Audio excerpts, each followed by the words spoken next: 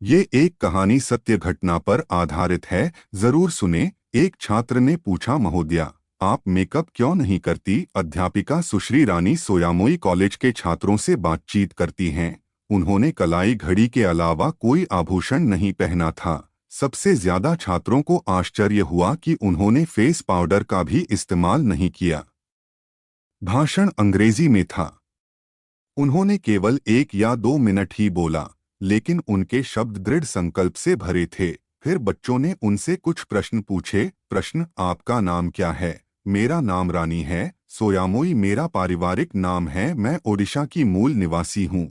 और कुछ पूछना है? दर्शकों में से एक दुबली पतली लड़की खड़ी हुई। पूछो बच्चे। महोदया, आप मेकअप क्यों नहीं करती? अध्यापक का चेहरा अचानक पीला पड़ गया। उनके पतले माथे पर पसीना आ गया। उनके चेहरे की मुस्कान फीकी पड़ गई। दर्शक अचानक चुप हो गए। उन्होंने टेबल पर रखी पानी की बोतल खोली और थोड़ा पानी पिया। फिर उसने धीरे से छात्र को बैठने का इशारा किया। फिर वह धीरे से बोलने लगी, तुमने एक परेशान करने वाला प्रश्न पूछा है। यह ऐसा प्रश्न है जिसका उत्तर एक शब्द में नहीं दिया जा सकता। मुझे उत्तर में तुम्हें अपनी जीवन कहानी सुनानी है। मुझे बताओ कि क्या तुम मेरी कहानी के लिए अपने कीमती 10 मिनट निकालने को तैयार हो? तैयार। मेरा जन्म ओडिशा के एक आदिवासी इलाके में हुआ था। कलेक्टर ने रुककर दर्शकों की ओर देखा।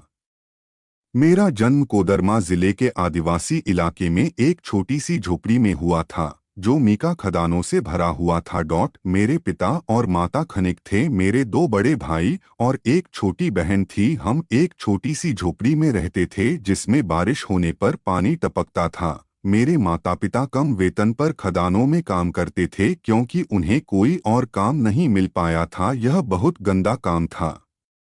जब मैं 4 वर्ष की थी, तब मेरे पिता, माता और 2 भाई कई बीमारियों के कारण बिस्तर पर पड़े थे। उस समय उन्हें यह नहीं पता था कि यह बीमारी खदानों में मौजूद घातक मीका धूल को अंदर लेने से होती है। जब मैं 5 वर्ष की थी, मेरे भाई बीमारी से मर गए। एक छोटी सी आह भरकर कलेक्टर ने बोलना बंद कर दिया और अपने रुमाल से अपनी आंखें पोंछ लीं। ज्यादातर दिनों में हमारा भोजन सादा पानी और 1 या 2 रोटियां हुआ करता था। मेरे दोनों भाई गंभीर बीमारी और भूख के कारण इस दुनिया से चले गए। मेरे गांव में चिकित्सक तो छोड़िए, पाठशाला भी नहीं था। क्या आप ऐसे गांव की कल्पना कर सकते हैं जहां पाठशाला, चिकित्सालय या शौचालय न हो, बिजली न हो? एक दिन मेरे पिता ने मेरा भूखा चमड़ी और हड्डियों से लथपथ हाथ पकड़ा और मुझे टिन की चादरों से ढकी एक बड़ी खदान में ले गए। यह एक अभ्रक की खदान थी जिसने समय के साथ बदनामी हासिल कर ली थी। यह एक पुरानी खदान थी जिसे खोदा गया और खोदा गया, जो अंतहीन रूप से पाताल में फैली हुई थी। मेरा काम नीचे की छोटी छोटी गुफाओं में रेंगना और अभ्रक अयस्क इकट्ठा करना था। यह केवल 10 वर्ष से कम उम्र के बच्चों के लिए ही संभव था। अपने जीवन में पहली बार मैंने पेट भर रोटियां खाईं। लेकिन उस दिन मुझे उल्टी हो गई। जिस समय मुझे प्रथम श्रेणी में होना चाहिए था, मैं अंधेरे कमरों में अभ्रक इकट्ठा कर रही थी जहां मैं जहरीली धूल में सांस ले रहा थी। कभी कभार भूस्खलन में दुर्भाग्यपूर्ण बच्चों का मर जाना असामान्य नहीं था और कभी कभी कुछ घातक बीमारियों से भी मर जाते थे।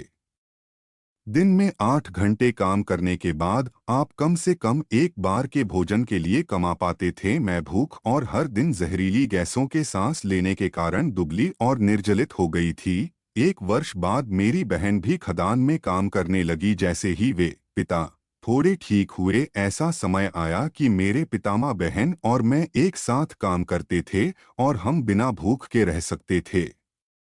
लेकिन किस्मत ने हमें दूसरे रूप में परेशान करना शुरू कर दिया था। एक दिन जब मैं तेज बुखार के कारण काम पर नहीं जा रही थी, अचानक बारिश हुई। खदान के नीचे काम करने वाले श्रमिकों पर खदान गिरने से सैकड़ों लोग मारे गए। उनमें मेरे पितामह और बहन भी थे।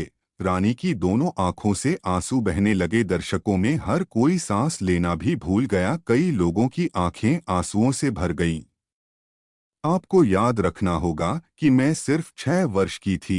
आखिरकार मैं सरकारी अगाती मंदिर पहुंची। वहां मेरी शिक्षा हुई। मैंने अपने गांव से ही अपनी पहली अक्षर पद्धति सीखी थी। आखिरकार यहाँ अध्यापक आपके सामने सोच रहे होंगे कि इसका और इस बात का क्या संबंध है कि मैं मेकअप का इस्तेमाल नहीं करती। उसने दर्शकों की तरफ देखते हुए कहा, अपनी शिक्षा के दौरान ही मुझे एहसास हुआ कि उन दिनों अंधेरे में रेंगते हुए मैंने जो सारा अभ्रक इकट्ठा किया था उसका इस्तेमाल मेकअप उत्पादों में किया जा रहा था। अभ्रक पहला प्रकार का मोती जैसा सिलिकेट खनिज है। कई बड़ी कॉस्मेटिक कंपनियों द्वारा पेश किए जाने वाले खनिज मेकअप में आपकी त्वचा के लिए सबसे चमकीला रंग बहुरंगी अभ्रक से आता है, जिसे 20,000 छोटे बच्चे अपनी जान जोखिम में डालकर निकालते हैं। गुलाब की कोमलता उनके जले हुए सपनों, उनके बिखरते जीवन और चट्टानों के बीच कुचले गए उनके मांस और खून के साथ आपके गालों पर फैलती है। खदानों से बच्चों के हाथों से उठाए गए लाखों डॉलर के अभ्रक का इस्तेमाल आज भी किया जाता है हमारी सुंदरता को बढ़ाने के लिए। अब आप ही बताइए, मैं अपने चेहरे पर मेकअप कैसे लगाऊं? मैं अपने भाइयों की याद में पेट भरकर कैसे खाऊं जो भूख से मर गए? मैं अपनी माँ की याद में महंगे रेशमी कपड़े कैसे पहनूं जिन्होंने कभी फटे कपड़ों के बारे में सपने में भी नहीं सोचा था? जब रानी चली गईं, तो पूरा दर्शक अनजाने में ही खड़ा हो गया। उनके होठों पर हल्की मुस्कान थी, आंखों में आंसू पोंछे बिना उनका सिर ऊंचा था। ओडिशा में अभी भी उच्चतम गुणवत्ता वाला अभ्रक खनन किया जाता है। 20,000 से अधिक छोटे बच्चे स्कूल जाने के बिना वहां काम करते हैं। वे मर जाते हैं, कुछ भूस्खलन में और कुछ बीमारी से। कई वर्ष बाद वह महिला भारत गणराज्य की पहली नागरिक बनी। महामहिम द्रौपदी मुर्मू, भारत गणराज्य की राष्ट्रपति। सलाम है मुझे ऐसे भारतीय नारी पर जिसने कड़ी मेहनत करके देश के सर्वोच्च कुर्सी पर बैठ गई। सलाम द्रौपदी मुर्मू एमएम।